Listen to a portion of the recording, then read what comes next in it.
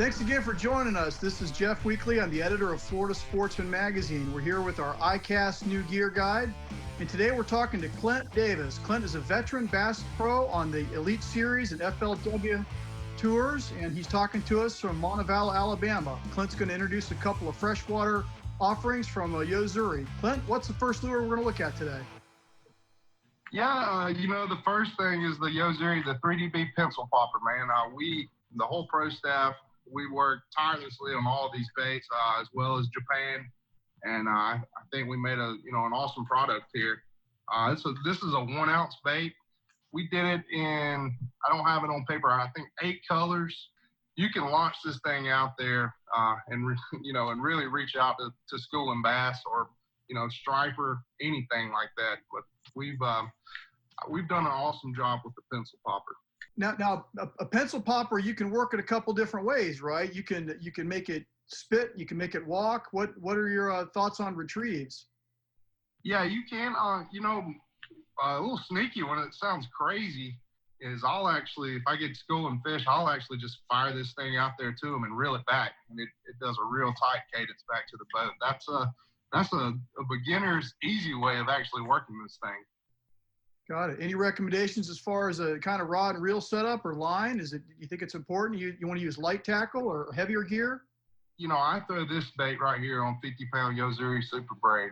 It's got really good hooks. I can braid, of course, cast farther than fluorocarbon to begin with. And rod-wise, it just depends what you're comfortable with. I'll throw it on a 7.7, actually a medium-heavy rod.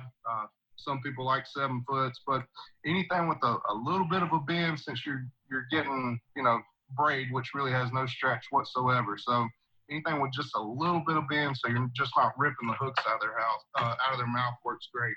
Got it. Now, Yo-Zuri is real well known for its high quality lures, and they've got some very competitive price points this year. What's that lure go for?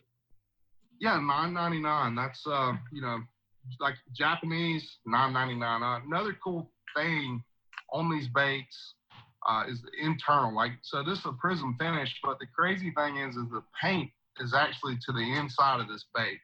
Awesome. You're never going to scratch your lure up because the paint's actually built to the inside of the plastic. So you're never going to tear the paint off of it. If you do, you probably broke it and need to go buy a new one. So we've got the surface bite covered with the topwater 3DB pencil popper. Now, Yo-Zuri also has some lures for fishing a little lower in the water column. Now, Clent, you've got a pair of jerkbaits to show us today. Jerkbaits.